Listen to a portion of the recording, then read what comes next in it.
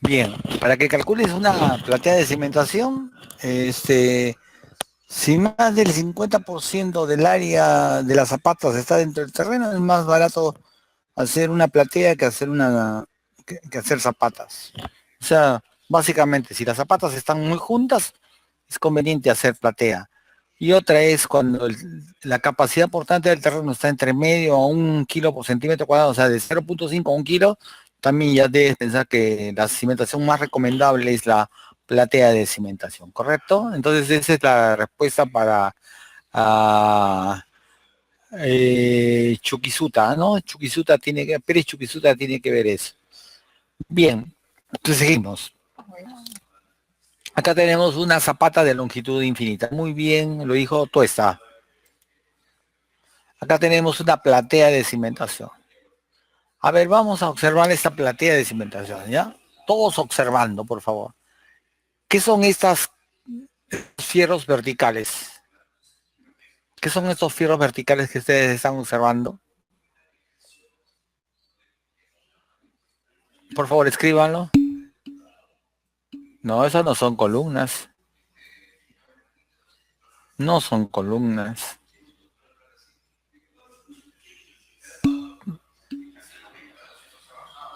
Tampoco son para los muros. Esos fierros de acá se llaman esperas. Se llaman esperas. ¿Qué se llaman esperas? ¿Qué se llaman esperas? ¿Alguien tiene idea? Se llaman esperas, ¿saben por qué razón? Porque están esperando que le amarren los fierros de las columnas. Por eso se llaman esperas, ¿no?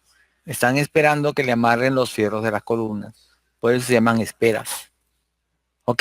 ¿Está claro? Ya, ¿qué observamos en la platea de cimentación? Tiene, a ver, ¿cuántos tipos de armaduras tiene? ¿Cuántos tipos de armaduras tiene?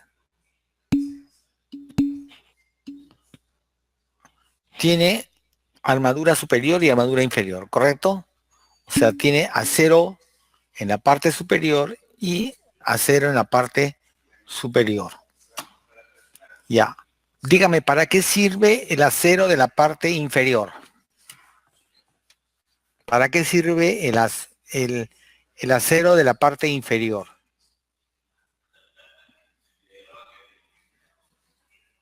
¿Quién dice para qué sirve el acero de la parte inferior?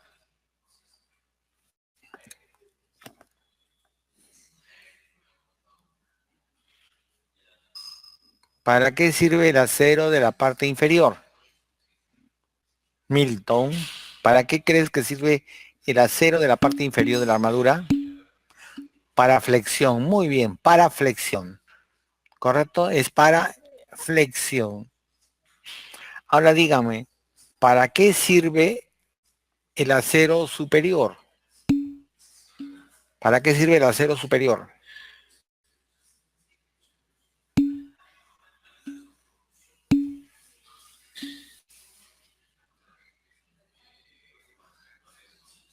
Miren, cuando la estructura está apoyada, ¿no? Cuando la estructura está apoyada,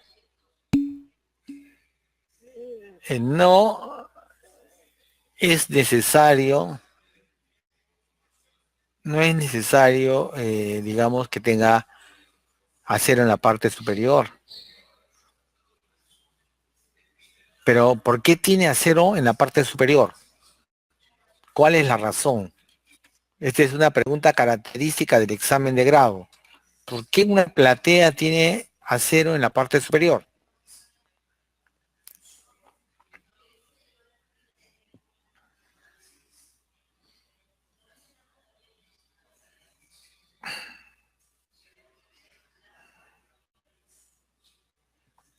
Tomen nota, por favor, tomen nota y no se olviden de este concepto. Tiene acero en la parte superior para soportar lo que se llama la subpresión del suelo. La subpresión del suelo. A ver, ¿La presión del suelo es hacia abajo o hacia arriba?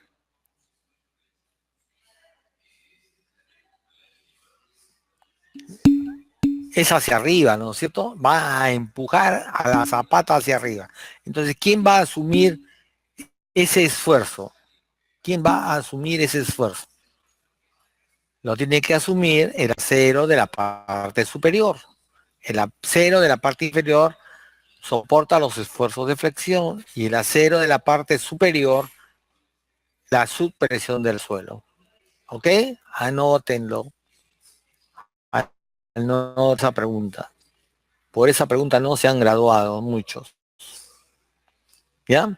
Entonces, la parte superior de una platea soporta la subpresión del suelo y la parte inferior soporta los esfuerzos de flexión. Adicionalmente, hay una armadura que ustedes la ven acumulado ahí, sección de acero, ¿no? ¿Sí o no? ¿La ven o no la ven? Los burritos son los separadores, esa no es armadura, eso no cumple función estructural. Los burritos solamente son para que no se unan la armadura inferior con la superior. Pero hay otra armadura que impide que la columna se hunda en el terreno. ¿Saben cómo se llama esa armadura que impide que la columna se hunda dentro de la zapata y pase al terreno? ¿Quién lo dice? A ver.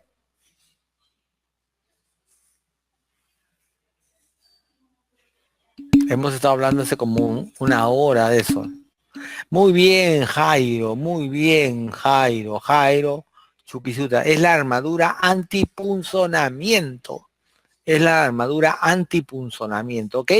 Tenemos la armadura antipunzonamiento que impide justamente que la columna se hunda en el terreno. Ojo que la esbeltez de una platea no es mucha, ¿no? 40, 50 centímetros.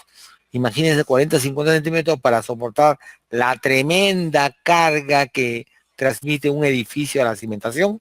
¿Se dan cuenta? ¿Se dan cuenta? ¿Correcto? Bien, quiero decirles algo importante, ¿no? Para que ustedes consideren en su diseño. A mayor profundidad, hay mayor capacidad de soporte. A mayor profundidad hay mayor capacidad de soporte. ¿Ok? A mayor profundidad, mayor capacidad de soporte.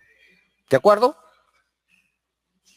O sea, a mayor profundidad el terreno debe ser más resistente. Salvo que sea un relleno, bueno. Entonces, a mayor profundidad, mayor resistencia. ¿Qué implica eso? Que ustedes deberían construir a mayor profundidad. Pero ingeniero, ¿para qué voy a construir a mayor profundidad? Miren, les quiero decir una cosa. Acá en Lima, y seguramente que esto se va a volver universal en el Perú, acá en Lima, todos los estacionamientos tienen que estar dentro de la edificación. Ya no se pueden dejar los vehículos en la calle, no se pueden dejar los vehículos en la vía pública. Entonces todos los estacionamientos tienen que estar dentro de la construcción. Entonces la única forma de lograr esto es haciendo los estacionamientos en el sótano. ¿Correcto? Y de ese modo podemos lograr una mejor performance, una mejor capacidad de soporte del terreno, ¿no? Por ejemplo, yo haría 2 pisos, 3 pisos de estacionamiento. Es más, los estacionamientos en Lima se venden, tienen un alto valor, $20,000 vale un estacionamiento en Lima, un estacionamiento vehicular, ¿no? Entonces, aparte de hacer mi edificio que me haga abajo, pues, varios estacionamientos vehiculares, me sale a cuenta. Es negocio. ¿Ya? Es un buen negocio inmobiliario eso de vender estacionamientos en sótano. Ahora, piensen ustedes en su zona de Chachapoyas, ¿no?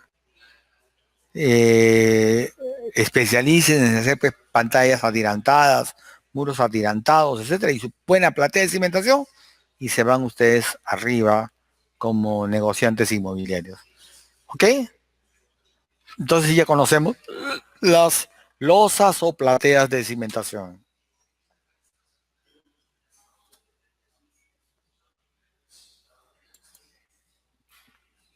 Bien, con respecto a lo que son cimentaciones en arena y grava, tenemos que decir que el diseño de una cimentación poco profunda, que está construida sobre terreno friccionante, sin cohesión, es particularmente complicado si se tienen en cuenta los asentamientos.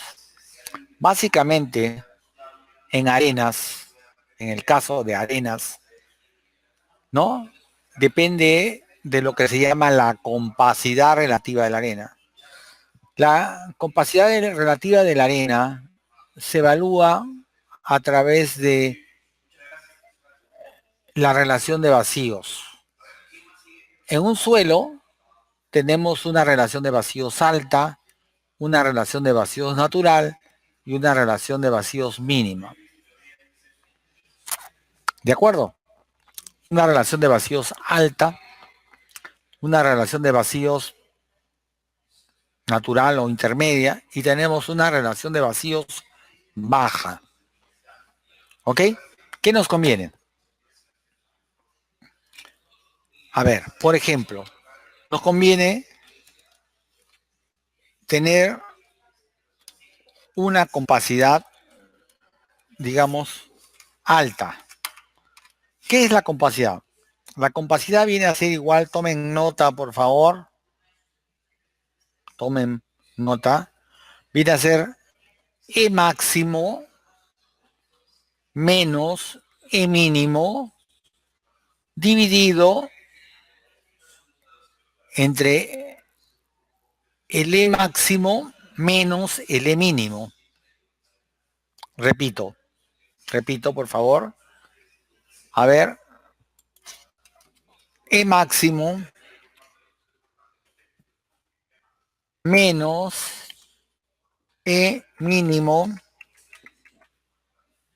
¿no? Todo eso dividido entre el E máximo menos el E mínimo. ¿Ok? Eso se llama densidad relativa, densidad relativa,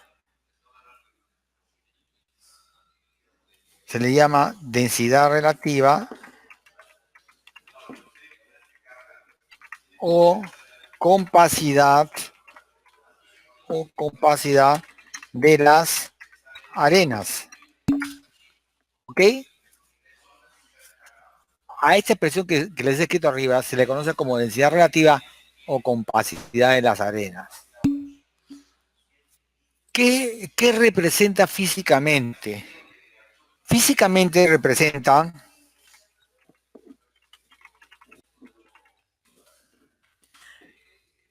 la posibilidad de sobrecompactación que tienen las arenas. ¿Correcto? Físicamente representa la posibilidad de sobrecompactación que tienen las arenas. Entonces, eso es, digamos, eso es para nosotros eh,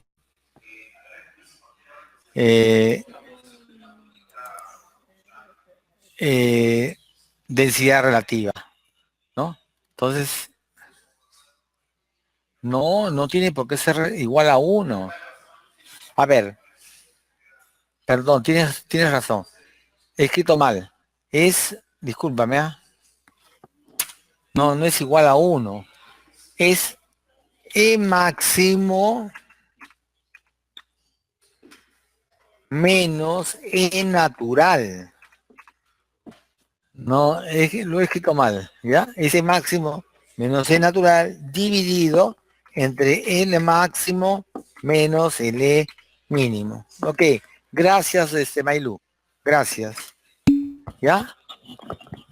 Gracias, Mailú. Tienes mucha razón. ¿Ya? Es diferente de uno. Es diferente de uno. ¿En qué caso será igual a uno? Cuando el E natural sea igual al E mínimo. En ese caso sería eso. A ver, pero ahora les quiero decir una cosa. ¿Cómo podemos? Sabemos que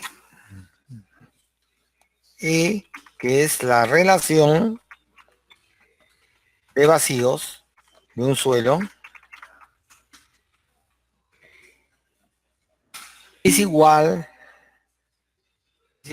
al volumen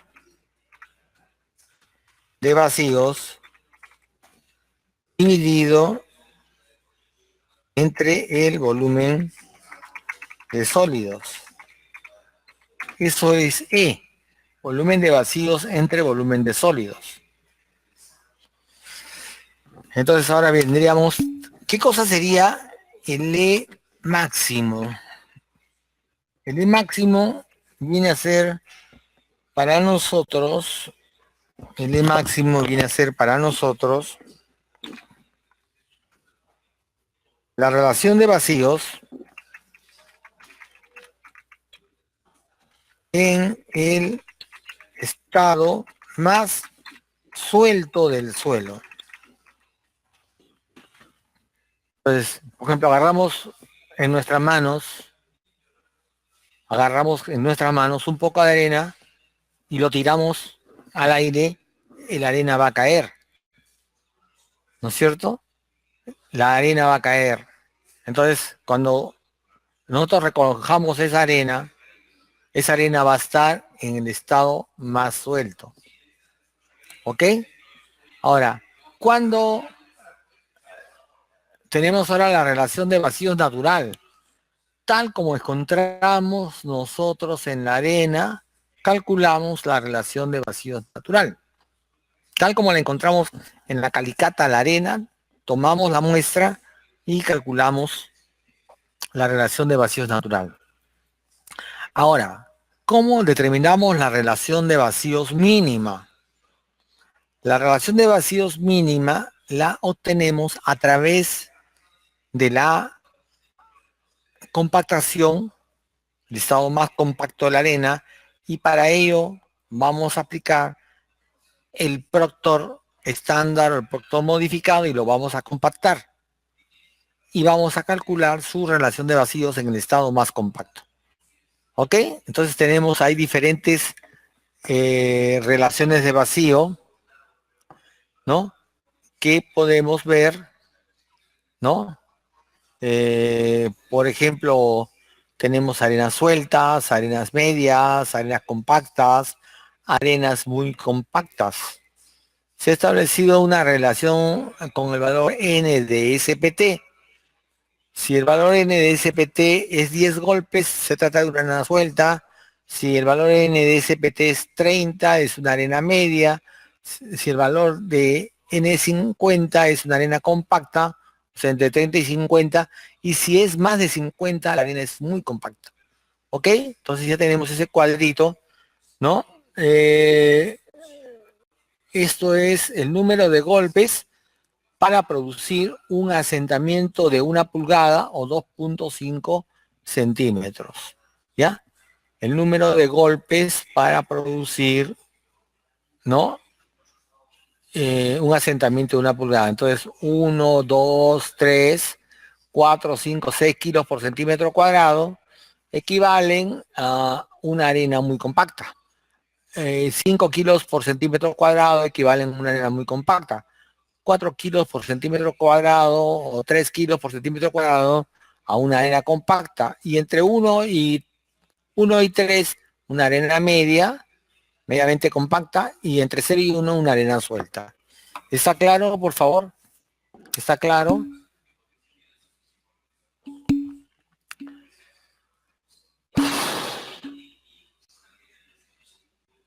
Muy bien. Entonces, vamos otra vez, estamos cimentando en arena y grava. Entonces, básicamente, va a ser una cimentación superficial poco profunda que vamos a construir sobre suelo friccionante. Para ello tenemos que tener en cuenta lo que se llama la compacidad de la arena, el nivel freático, la posición del nivel de aguas freáticas, el nivel de desplante, y también tenemos que tener en cuenta lo que sería el ancho de la cimentación.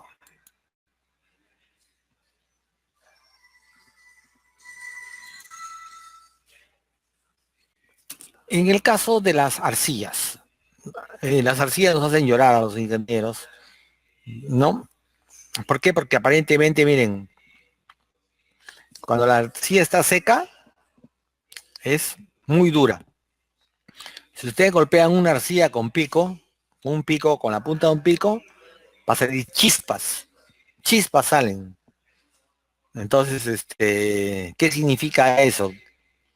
Que aparentemente es dura. Pero cuando se humedece la arcilla, prontamente adquiere lo que se llama el límite líquido, absorbe la humedad y adquiere el límite líquido. Y la arcilla se va ablandando, hasta que se vuelve líquida.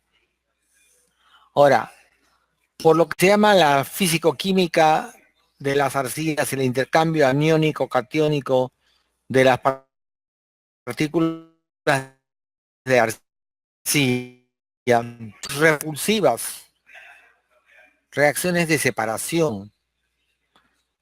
Esas reacciones de separación hacen que la arcilla se hinche.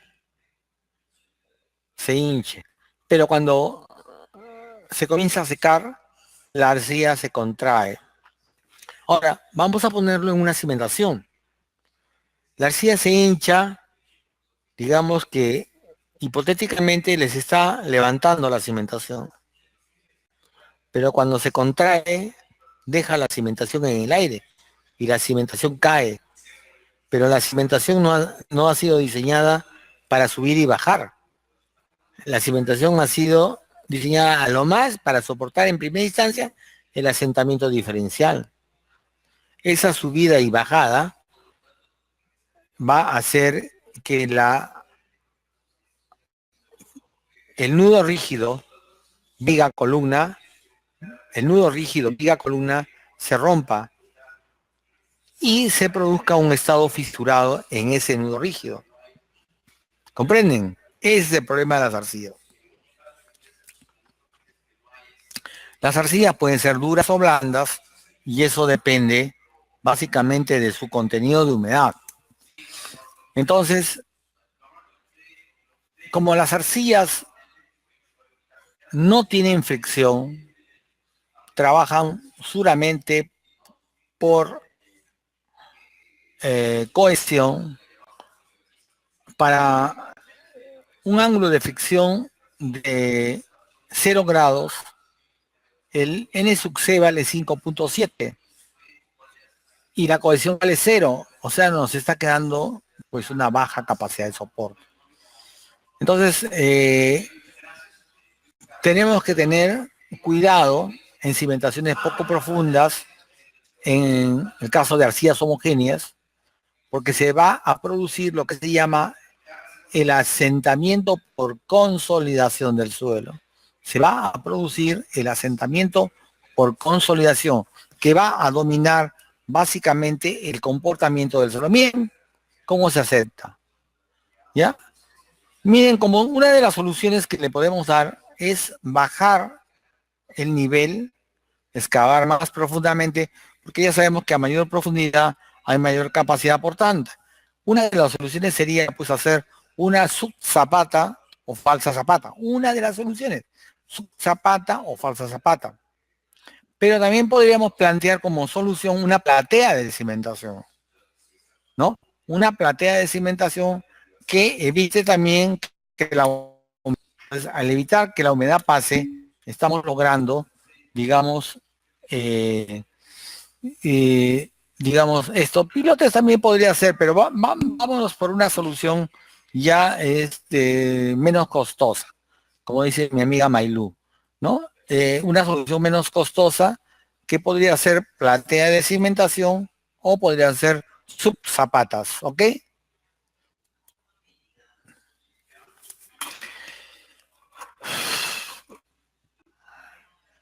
Entonces, volviéndonos a la RN 050, que es la normatividad peruana, ya sabemos lo que es cimentación superficial, cimentación profunda. Sabemos que el nivel mínimo de cimentación, de profundidad de cimentación, es 0,80, ¿no? En el caso de plateas o losas, también la profundidad de cimentación será la distancia del fondo de la losa a la superficie del terreno natural. Entonces tenemos que tener cuidado, ¿no? Sabemos que la presión admisible lo determinamos con la ecuación de Terzaghi o con la ecuación de Bessick. Tenemos también cimentaciones sobre rellenos, en los cuales los rellenos sabemos que son artificiales, pero pueden ser rellenos seleccionados o de ingeniería y pueden ser materiales no seleccionados, un relleno no controlado. O sea, si usamos material seleccionado, el relleno es un relleno controlado de ingeniería. Y si usamos material no seleccionado, será un relleno no controlado de ingeniería. Entonces, en el primer caso, controlado, en el segundo caso, no controlado.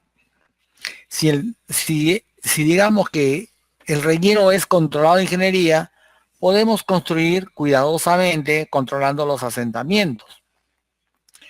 ¿Ya? Mucho cuidado con esto de acá, porque no es natural. O sea, este terreno de material seleccionado ha sido compactado. Ha sido compactado, pero el proceso de consolidación del suelo, que dura pues miles de millones de años, el proceso de consolidación no es un proceso inmediato, sino es un proceso de largo plazo. A los 50 años podemos decir que ya logró cierto grado de consolidación. Entonces es difícil construir sobre este tipo de terreno. Entonces tenemos que tener cuidado con esto.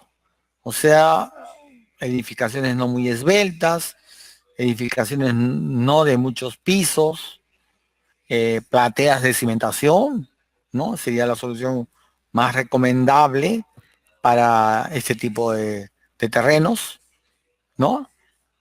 En el caso de que el relleno sea no controlado de ingeniería, no se debe de construir, no se debe de construir, se debe eliminar todo el terreno, se debe eliminar todo el terreno y a partir de la eliminación de todo ese terreno recién podremos pensar en construir una edificación con un relleno controlado de ingeniería. ¿Ok?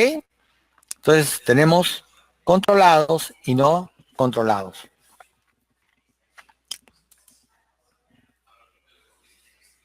Entonces ya sabemos lo que son los rellenos controlados. Material seleccionado, compactado al 100% de la densidad del Proctor, ¿no? Hemos hecho conformación, compactación, control, hemos estudiado las propiedades físicas del material, ¿no? Acá tenemos pues la forma de controlar la compactación. Dice, si se tiene más del 12% de finos en el relleno, se deberá compactar a una densidad mayor o igual al 90% de la máxima densidad seca del ensayo del Proctor modificado. Esta es la norma. En todo el espesor, con capas de 15, 20, como máximo 30 centímetros de altura. Y si tiene igual o menos al 12% de finos, se deberá compactar a una densidad mayor al 95% de la densidad del Proctor. Ojo con esto en todo el espesor. Esto es importante para lo que son los rellenos controlados o rellenos de ingeniería. También se tiene que tener en cuenta el caso de rellenos no controlados sobre los cuales no se debe construir, ya lo dije, deben ser reemplazados en su totalidad y deben volverse, si quieren construir sobre eso, deben transformarlo en relleno controlado de ingeniería. También con respecto a las cargas de excentricidad, tenemos que calcular la carga vertical y los momentos que producen la excentricidad, ¿no? En la dirección X y en la dirección Y, ya que actúan simultáneamente sobre estos ejes.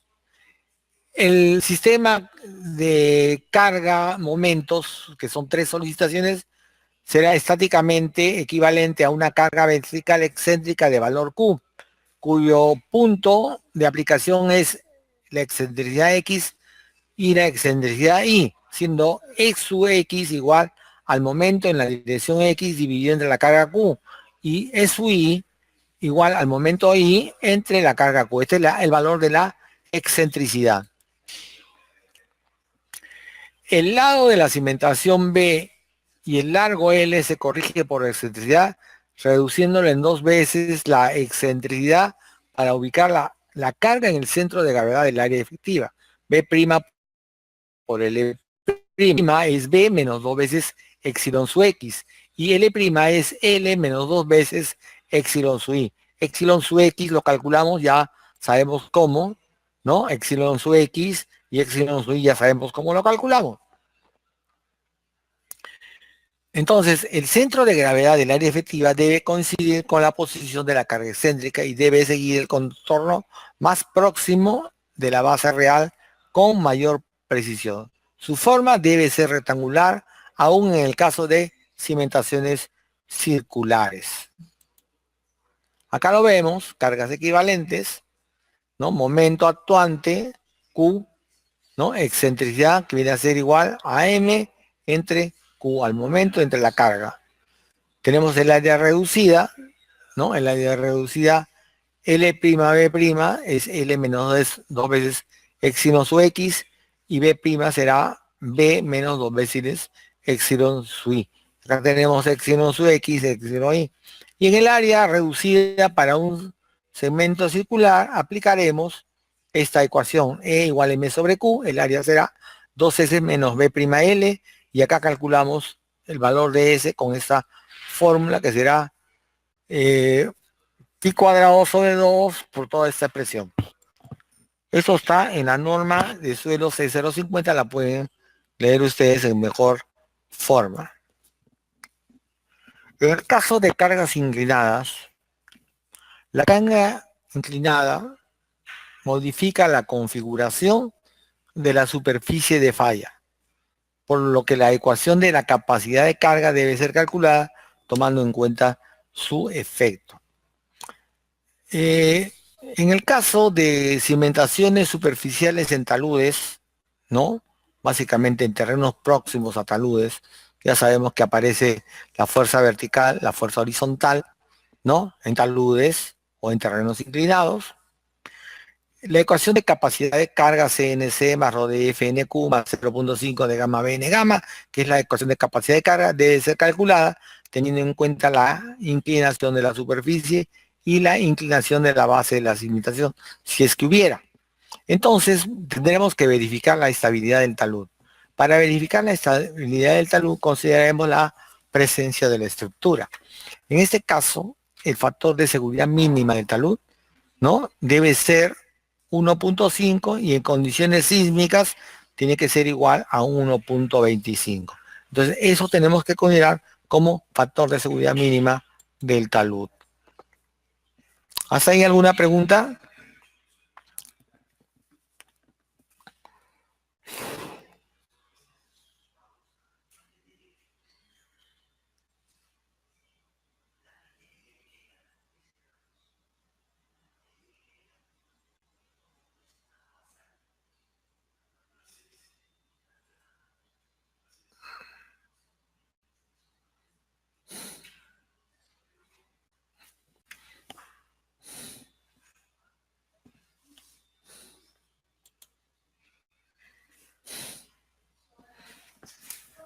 Bien, hemos estudiado, miren, vamos a entrar al capítulo 3 ya de cimentaciones. Yo les he recomendado ayer que lean la norma de suelos, la E050, porque esto era lo que se nos venía a nosotros, ¿no? Esto era lo que se nos venía a nosotros. Y entonces, Es importante que ustedes lean la norma.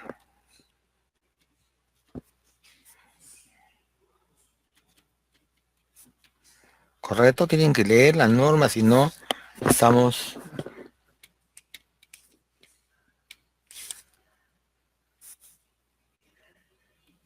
¿Es 12:30 o 12:40? 12:30, no la salida.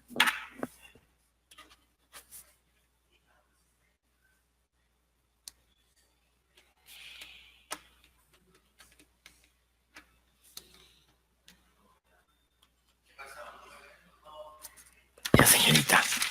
Gracias, muy amable, señorita.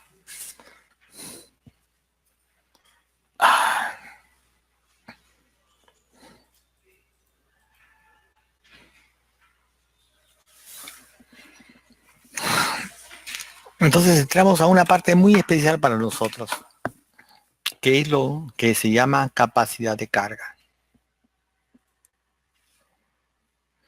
El suelo va a fallar por capacidad de carga, ya sea de corte o debido a asentamientos excesivos. Pero básicamente las fallas más comunes que se producen son debidos a asentamientos excesivos. A ver, ¿qué me dice? ¿Qué produce un asentamiento diferencial excesivo? A escribir, que el mundo se va a acabar. ¿Qué produce un asentamiento diferencial excesivo?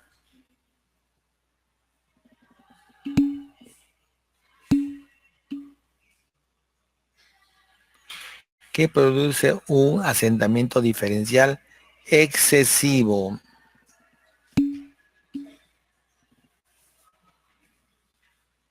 ¿Qué produce un asentamiento diferencial excesivo?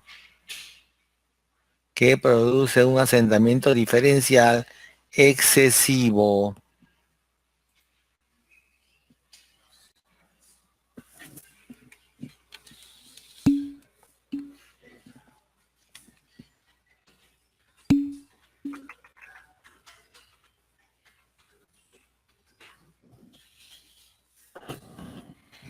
La licuación del suelo se produce en arenas finas de granulometría uniforme y con sismo. ¿Qué produce un asentamiento diferencial excesivo?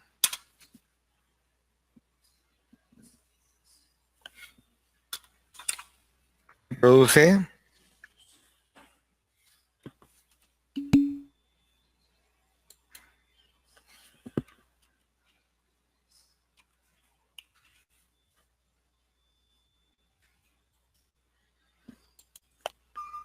¿Qué produce un asentamiento diferencial excesivo?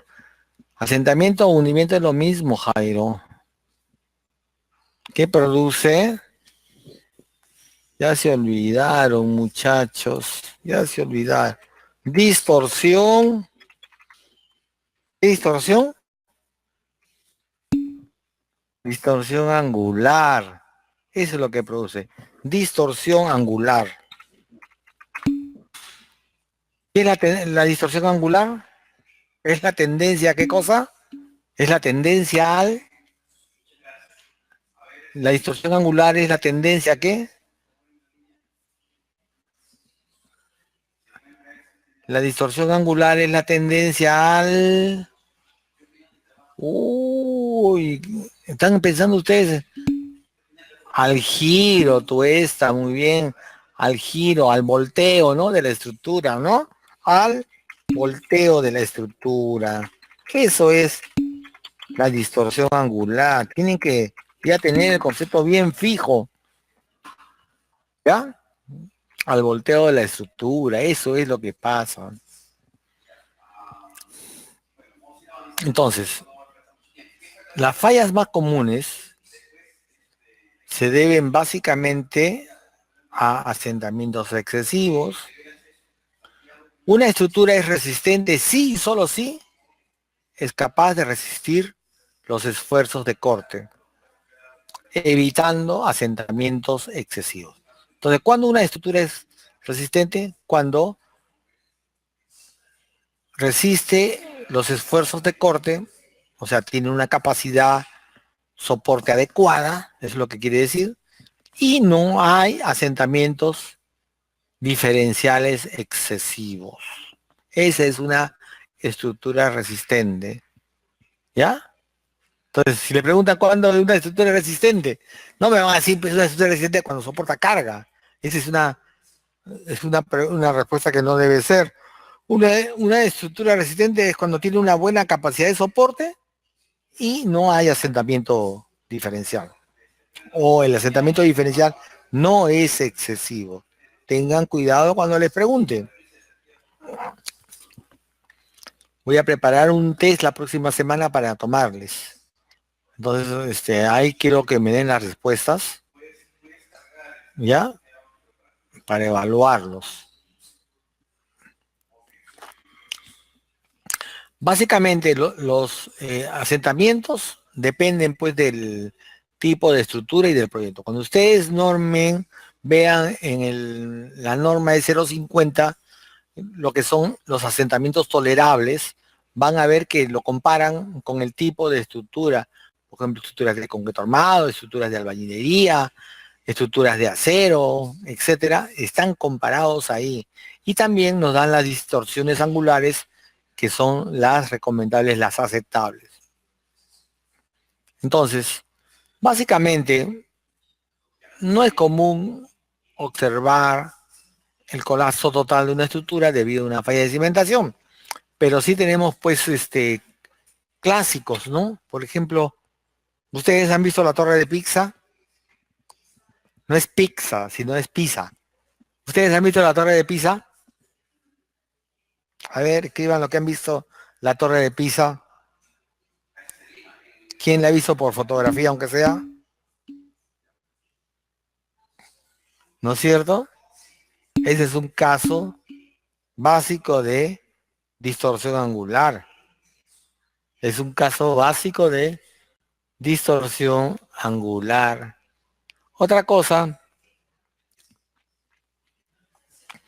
por ejemplo, tenemos una construcción, tenemos el aeropuerto de Hong Kong en China. Ahora entran ustedes a Hong Kong, a China, y ven el aeropuerto de Hong Kong. Entren hoy a internet, está en película. ¿Ya? Yo le recomiendo a mis estudiantes. Es un aeropuerto fabuloso, pero es un aeropuerto que se ha construido sobre un relleno controlado de ingeniería.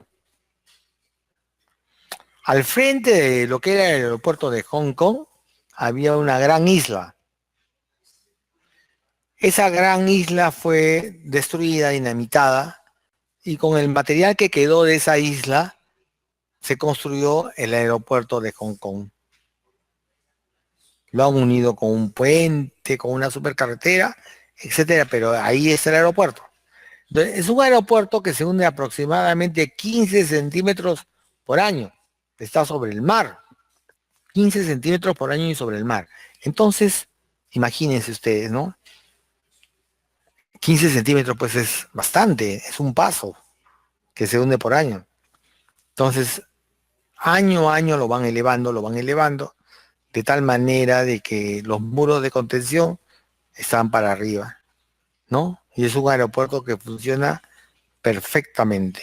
Véanlo por favor en película, se los recomiendo, ¿no? Vean buenas películas, ustedes que van a ser ingenieros, tienen que mirar todo lo que es ingeniería, ¿ok?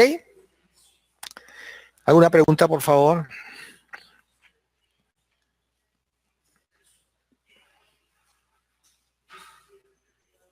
Escriban sus preguntas, chicos. Es difícil encontrar con un profesor que les pueda hablar de estos temas. No es para todos.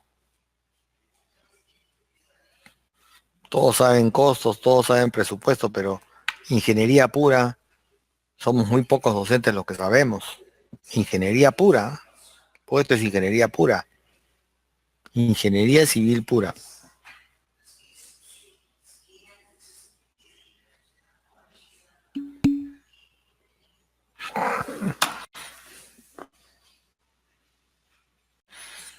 A ver, tu pregunta es excelente, Wilder Poimape. Distorsión en las fuerzas laterales. ¿Qué producen, ¿Qué producen las fuerzas laterales? Por ejemplo, contra un muro, ¿qué va a producir la fuerza lateral? Va a producir empuje. Muy bien, Mailú.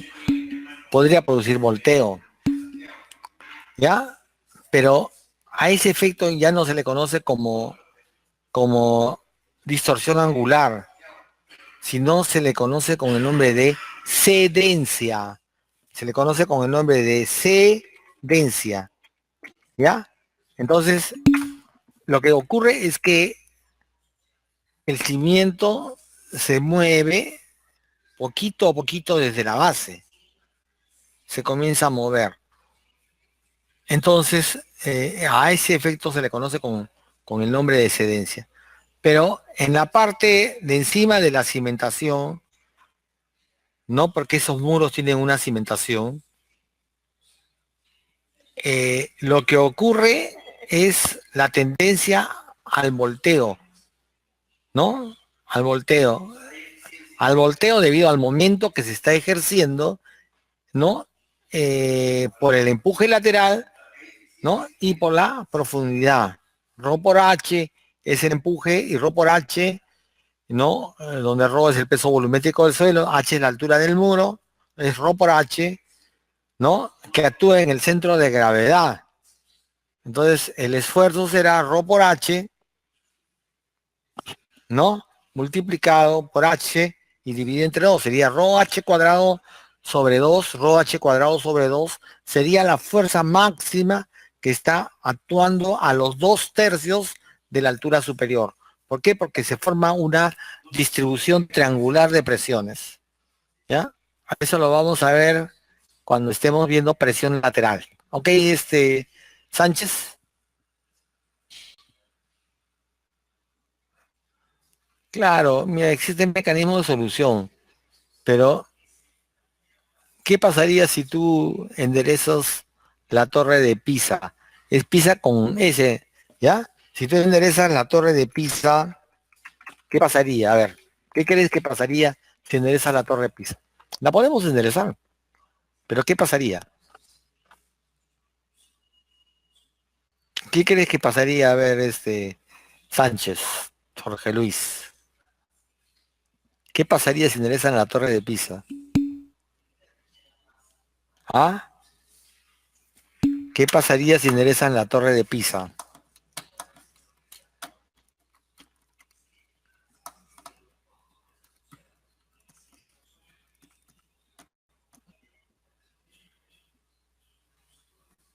¿Qué pasaría si enderezamos la torre de Pisa?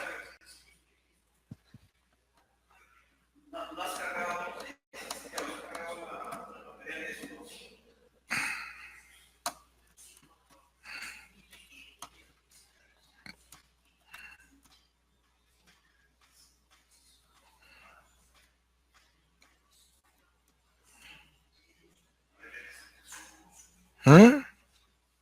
¿No me dices? No, no va a colapsar, pues. No va a colapsar.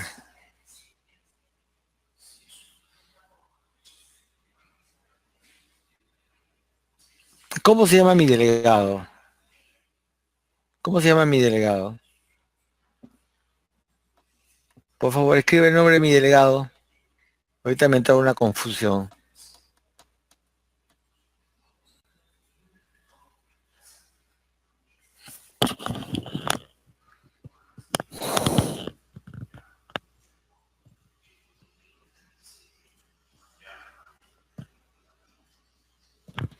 ¿Jorge Luis o Wilder es el delegado? Qué inteligente eres, Araceli. Qué recontra inteligente. Está muy bien, esa es tu respuesta, y es correcta. Esa es la respuesta. Por eso no la voy a enderezar, pues, porque va a perder atractivo turístico. En México tenemos un edificio altazo que es la Torre Continental, que está inclinada.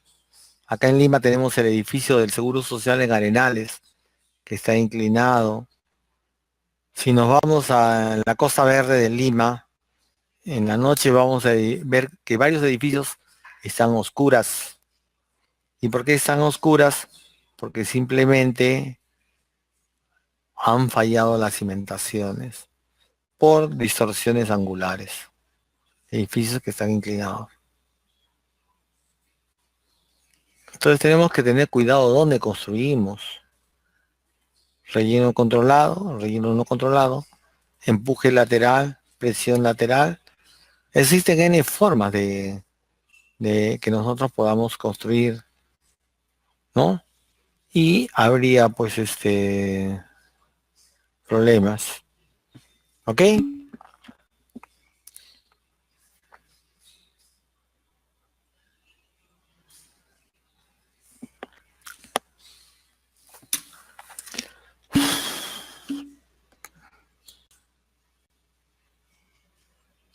¿Qué es cizallamiento, Poemape? ¿Qué es cizallamiento? A ver, dime qué es cizallamiento.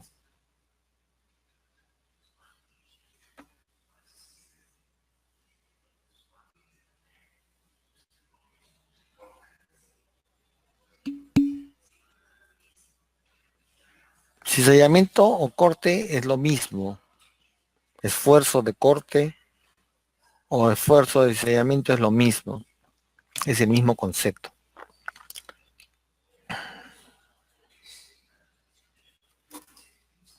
Básicamente, si hay asentamiento diferencial excesiva, la estructura deja de funcionar, aunque no haya colapsado.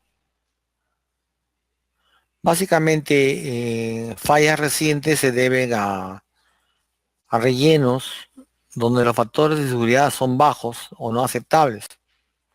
Por lo tanto, se debe controlar el corte y el asentamiento. El asentamiento es uniforme bajo la carga y por ello no puede llegar al colapso total. Hay rajaduras, levantamientos de pisos, vigas colgadas, etc., pero al final ya no es funcional. Tenemos, por ejemplo, zonas de extracción de aguas subterráneas en el Perú.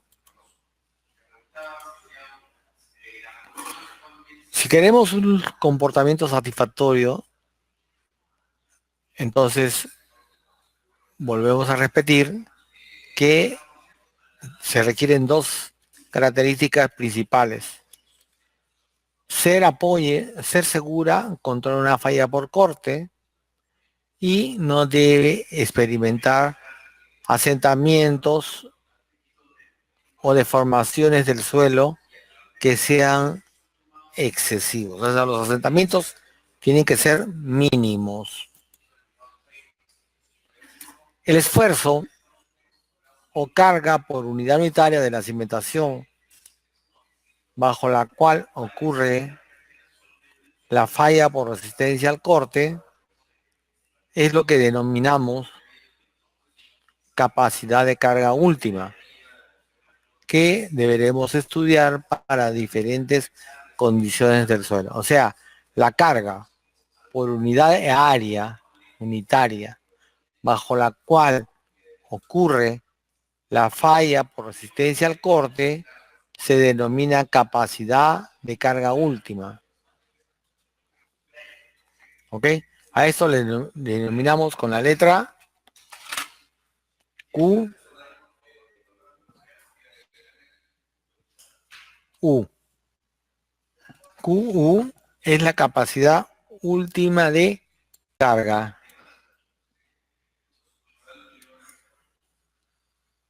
QU es la capacidad última de carga, ¿correcto? Entonces, QU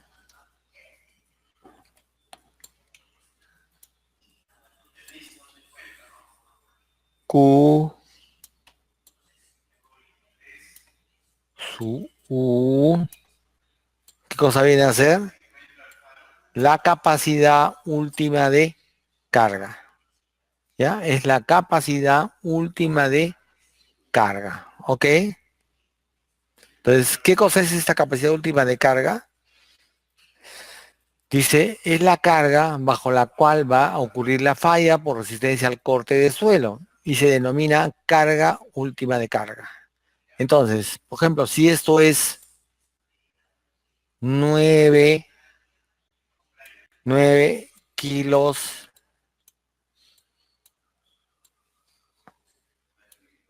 sobre centímetro cuadrado, ¿cuánto debe ser su carga de diseño? ¿Cuánto debe ser su Q de diseño?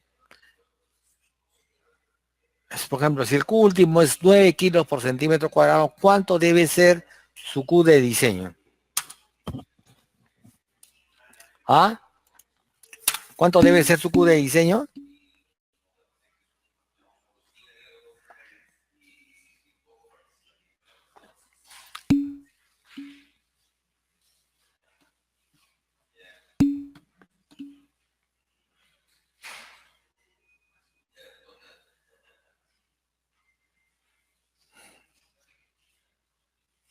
¿Cuánto debe ser? Miren, hemos avanzado bastante y hemos hecho un montón.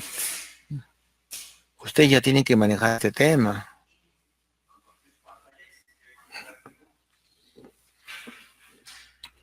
¿9 entre cuánto? 9 entre cuánto? 9 entre 3. ¿Cuánto es 9 entre 3? ¿Sería cuánto es 9 entre 3? 3 kilos por centímetro cuadrado, señores. 3 kilos por centímetro cuadrado. Esa debe ser su carga de diseño.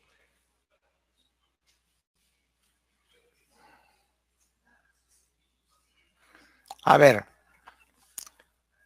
si tienen 3 kilos por centímetro cuadrado, miren la pregunta. Si tienen 3 kilos por centímetro cuadrado, ¿cuánto debe ser el área de su zapata? ¿Cuánto debe ser?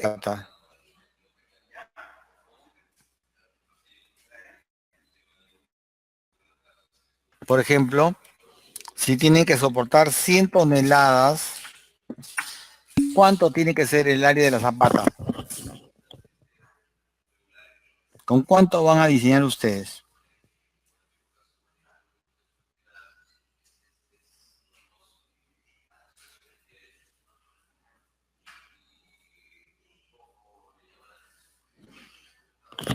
¿Qué sabemos? Sabemos que 3 kilos por centímetro cuadrado va a ser igual a 100 toneladas, que son 100.000 kilos, dividido entre el área de la zapata. ¿Correcto? ¿Cuánto sale el área de la zapata? ¿Cuánto sale el área de la zapata?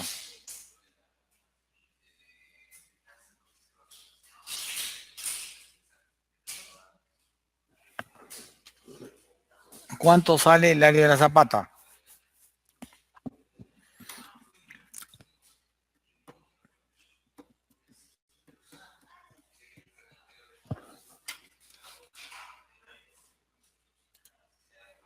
¿Cuánto sale el área de la zapata?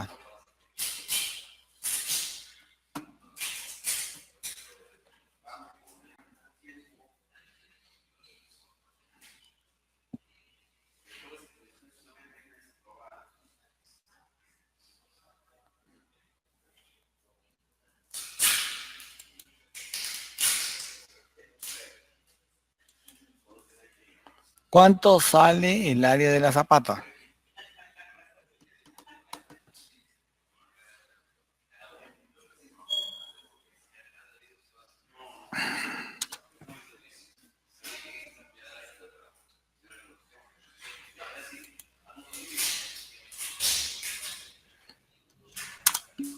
¿Cuánto sale el área de la zapata?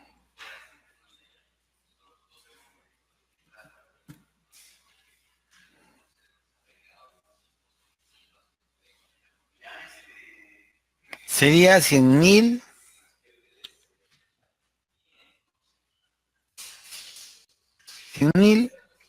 entre 3.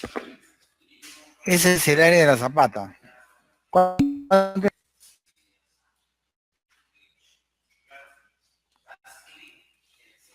es 100.000 entre 3?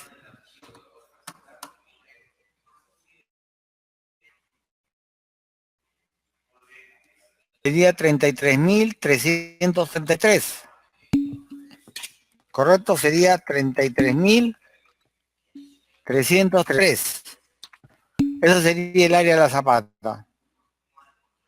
Y ahora les digo, la zapata es cuadrada. ¿Cuánto sale cuánto serían las dimensiones de la zapata? Si es cuadrada.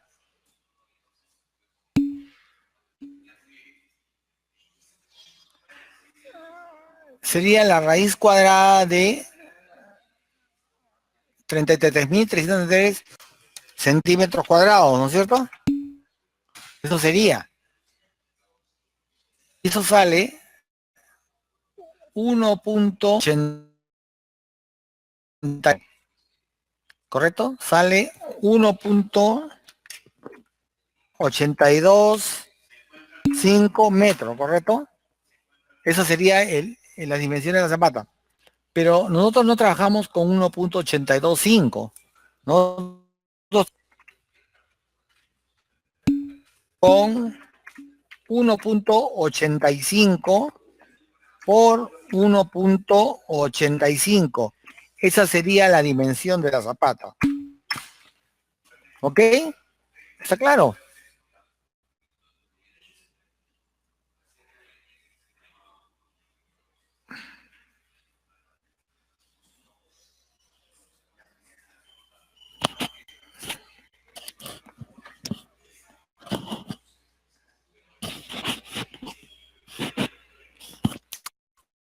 Si no hubieran considerado el factor de seguridad, si no hubieran considerado el factor de seguridad, ¿cuáles serían las dimensiones de la zapata?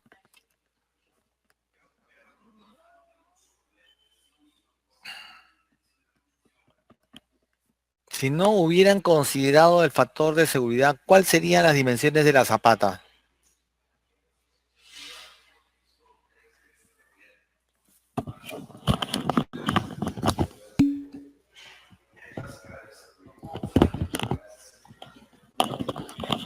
A ver, verifica a ver si es el triple. A ver, tú a ver, verifícame si es el triple.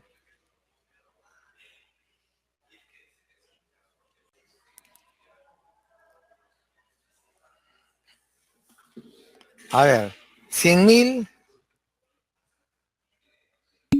¿entre cuánto lo tendríamos que dividir? 100.000, ¿entre cuánto lo tendríamos que dividir? Sería 100.000 entre 9, ¿no es cierto? ¿Cuánto sería 100.000 entre 9?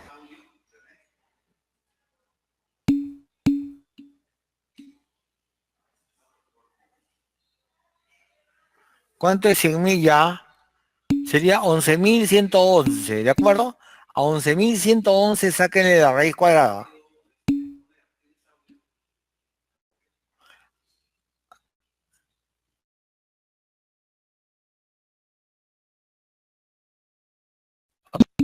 ¿Estamos de acuerdo?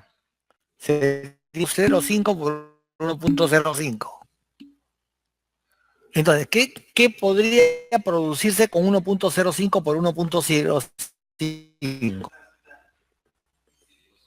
Que si ustedes tienen una zapata de 1.05 por 1.05, tener la zapata en vez de tener la zapata de 1.825.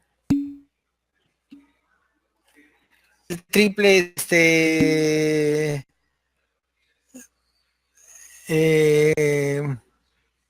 ¿Quién dijo? ¿Quién dijo el triple de dimensiones? Por aquí está. El triple dijo Tuesta. ¿Te das cuenta que no es el triple de Tuesta? De 1,82 a 1,05 de Tuesta. No es el triple. ¿Ok? ¿Qué es lo que se va a producir si tú le pones 1,05 por 1,05? ¿Qué es lo que va a pasar? Se va a producir la falla por corte en la zapata. Se va a producir la falla por corte. Se va a producir la falla por corte. O sea, la zapata se va a destrozar. También se podría producir punzonamiento. También se podría producir punzonamiento.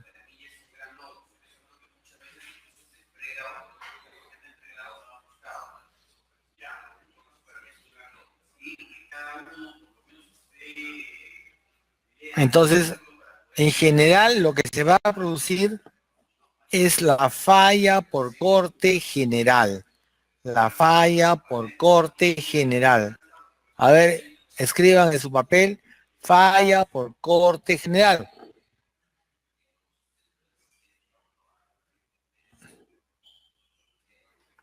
Por favor, no se cansen, no se cansen. Vamos ya, pero no se cansen. Esto es importante. Con esto ya van a ser casi ingenieros. Los estoy puliendo ahorita. Los estoy puliendo. ¿Quién fue su profesor de mecánica de suelos? ¿Quién les enseñó mecánica de suelos?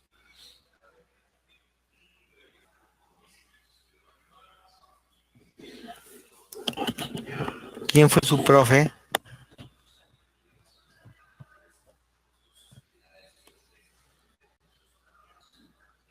¿Qué ingeniero le enseñó mecánica de suelos?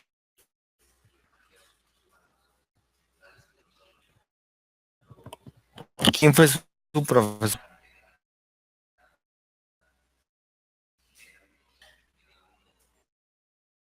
en el curso de concreto armado, diseño de cimentación? Esto que están viendo ustedes, curso, y también dicen que no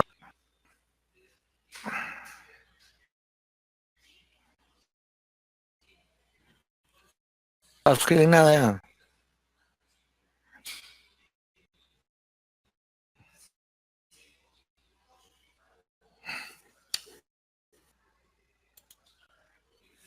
Bien. Mejor, miren todo lo que hemos hecho, ¿ah? Capacidad de carga, hasta que este puede ser un problema a corto o largo plazo. Eh, Tenemos que tener cuidado con la presión total o sobrecarga inicial. Tenemos que tener cuidado con la capacidad última de carga del QSU, ¿no? Que el límite último del suelo, o sea, la tensión para la cual se produce la falla por corte de suelo. A ver, ¿qué, qué pasaría, qué pasaría si yo hubiera querido tener una zapata de menor dimensión? Yo no tengo tanta capacidad de carga, yo quiero tener una zapata de menor dimensión. ¿Qué tendría que hacer? ¿Qué es lo que podría hacer? Una tremenda que hacer. ¿Qué tengo que, qué tendría que disminuir? ¿Me están copiando, por favor? ¿O algo está hablando? Ya, si me están copiando, yo les pregunto, ¿qué pasaría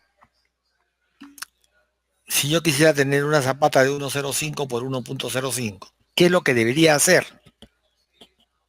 ¿Qué harían ustedes?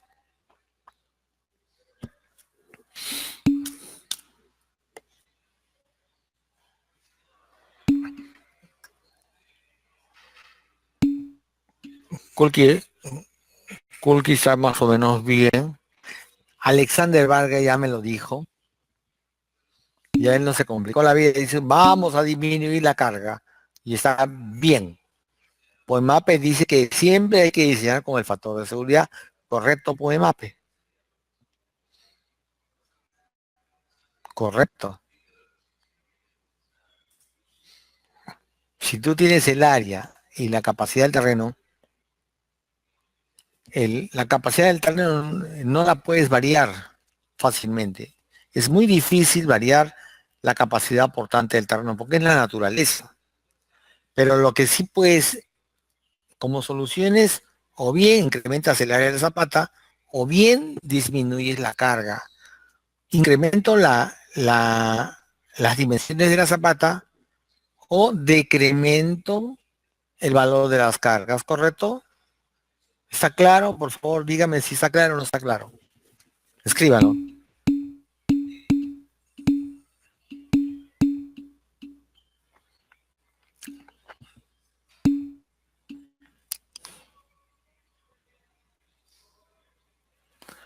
Mira, para disminuir la carga, si tienes un hospital, tendrías que tener más área techada en planta y menos pisos de altura. Kulki, si vas a hacer un hospital, cuando tú proyectes el hospital, no lo hagas tan compacto, hazlo más largo. Si lo haces más largo, vas a tener menos pisos. Y si tienes menos pisos, vas a tener menos carga. ¿Correcto? Es lo único que te queda hacer, Kulki. Si no, tienes que ampliar tu área de zapata. No te compliques la vida. Tú no eres el inventor de la pólvora.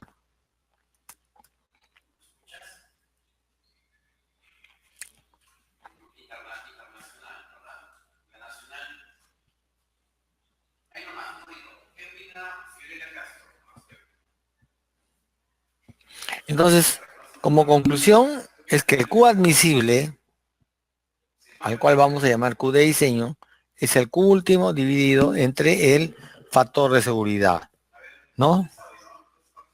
No, es que mejorar el terreno Kulki es difícil. ¿Cómo vas a mejorar el terreno? Dime cómo vas a mejorar el terreno. A ver, dime cómo lo puedes mejorar. ¿Cómo puedes mejorar el terreno natural que se ha consolidado por miles de millones de años? ¿Tú le quieres poner un relleno para mejorar el terreno?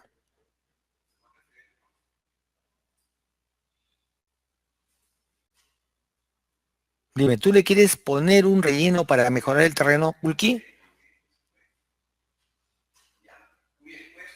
¿O quieres hacer una cimentación profunda, plateas de cimentación? Perdón, pilotes, caissons, ¿quieres hacer eso?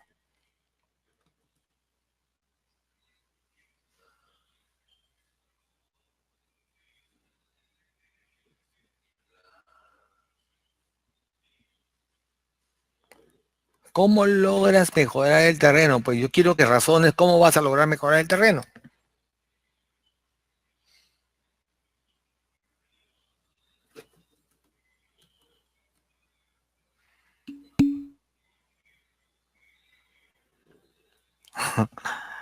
¿Te has olvidado de la consolidación, Sánchez?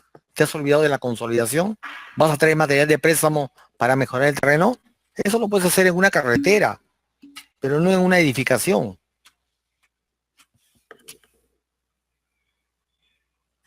Con material de préstamo puedes mejorar una carretera. Una carretera, digamos, si pensamos en cuanto a lo que es la cimentación, si te falla la cimentación de un edificio, el edificio es irreparable. Si te falla un tramo de una carretera, reparas el tramito nomás y lo resuelves el problema. Pero si una cimentación, si falla la cimentación, tienes que demoler. Se tiene que demoler.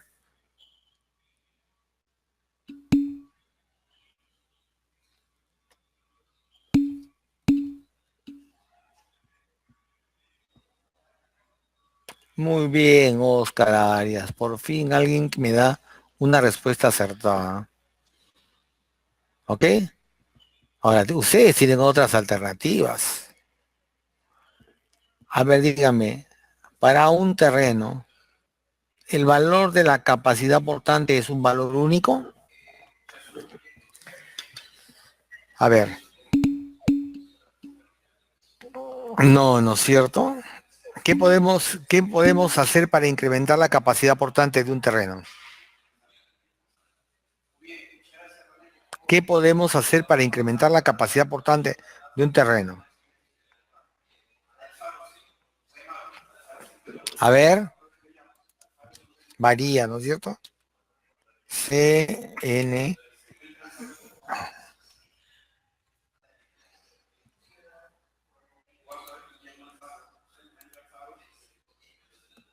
es C, N, sub C, más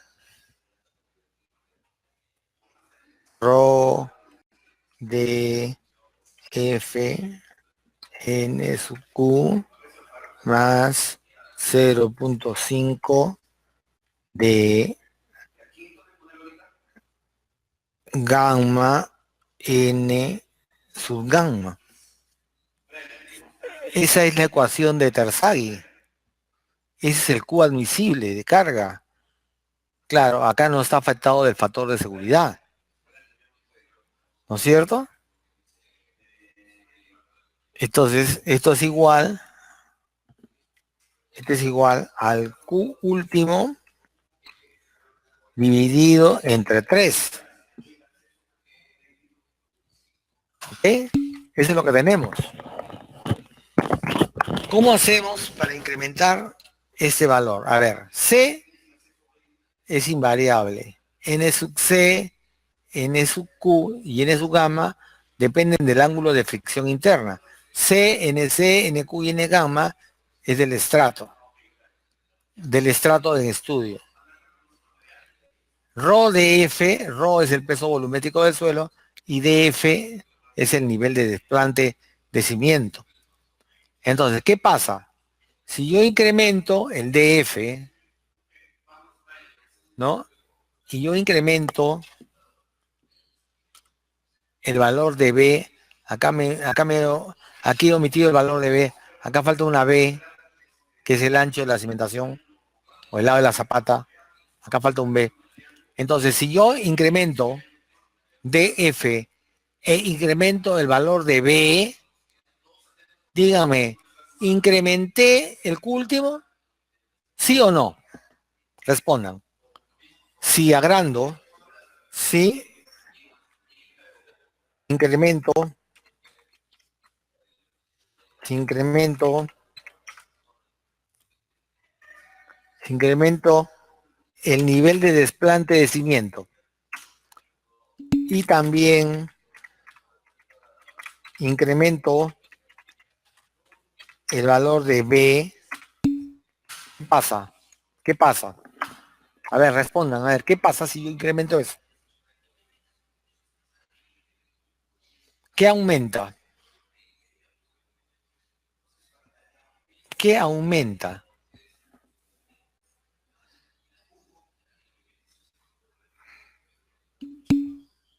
Aumenta la capacidad portante. ¿Para qué vas a mejorar entonces el terreno, Kulki?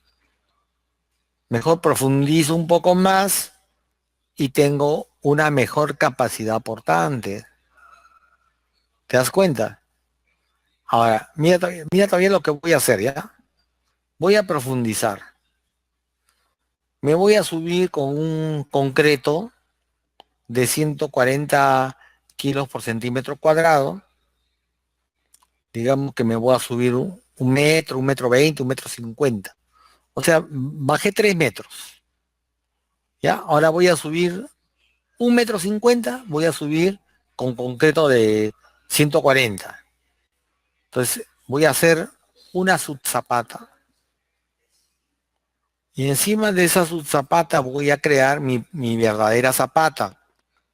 Pero miren, ya qué resistencia del suelo tengo y a qué profundidad. Eso es clave. O sea, ustedes tienen un montón de soluciones para mejorar lo que se llama la capacidad portante del terreno. ¿Por qué? Porque la capacidad portante del terreno no es un valor único. No es un valor único. ¿Correcto? Puedes usar cualquiera de las dos, Ulki. Cualquiera de los resultados son aproximados. Estás usando un factor de seguridad de 3. Imagínate. 3. ¿Comprendes por qué usamos ese factor de seguridad? ¿Ok? Entonces, ¿te van dando cuenta o no?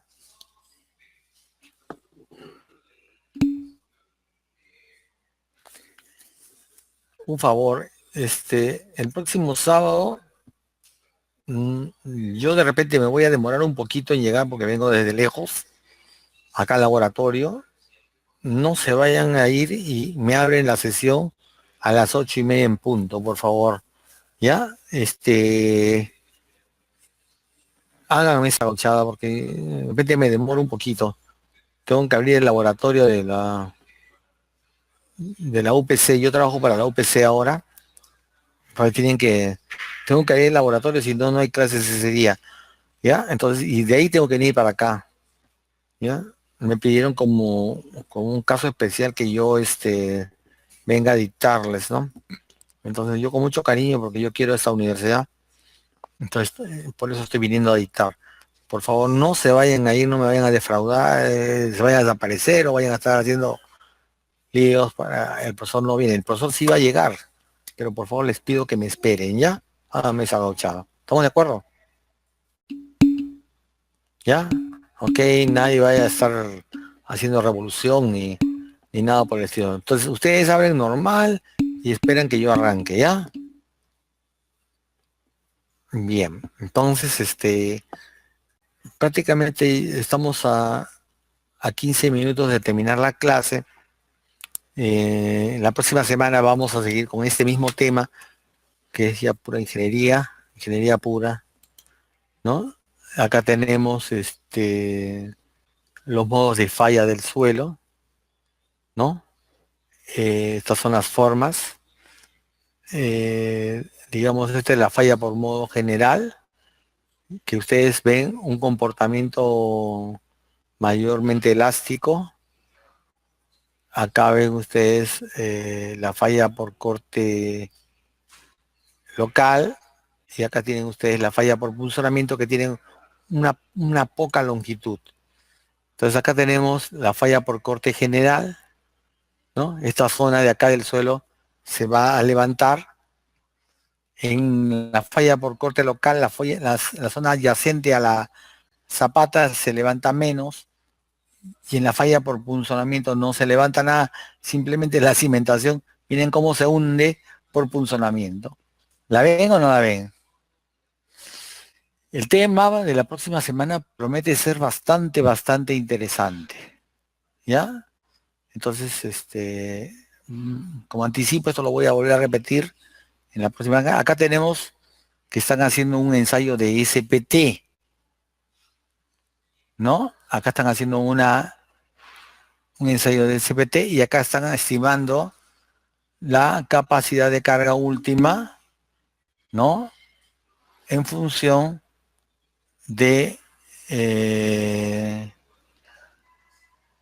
estos valores. Estas ecuaciones que ustedes ven acá, que estoy subrayando, ¿no? Estas ecuaciones que voy a subrayar,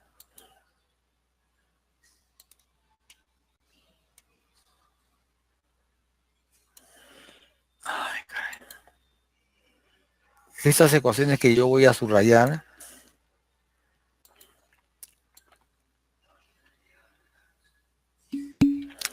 son las ecuaciones de Quacquot. Con estas ecuaciones se hallan los parámetros n sub c, n sub q y n sub gamma. Primero calculamos n sub c. N sub c es la tangente de cuadrada de 45 más phi medio, siendo phi el ángulo de fricción interna, multiplicado por E elevado a la pi tangente de phi. ¿Ya? Entonces, esto es n sub c. N sub q es igual a n sub c menos 1 multiplicado por la cotangente de phi. Y n sub gamma, perdón, es n sub c más 1, ¿no? Y n sub gamma es n sub c menos 1 multiplicado por la tangente de 1.4 phi. Ustedes pueden hallar con estas ecuaciones, que son las ecuaciones de Quaquot, pueden hallar los parámetros n sub c, n sub q y n sub gamma, ¿no? Entonces, esto es importante. Perfecto, está bien, Kulki, está bien. De acuerdo al uso, es según el RNE, si no estoy mal. Todo es de acuerdo al RNE, ¿ya? No, vamos a aplicar el factor de seguridad Freddy. Vamos a aplicar el factor de seguridad igual a 3 porque es el factor que nos da más seguridad. Podemos usar entre 2.5 a 3, ¿ya? Pero yo no quiero usar 2.5, yo quiero usar 3, ¿ya? ¿Ok? Con 3 voy a dormir más tranquilo.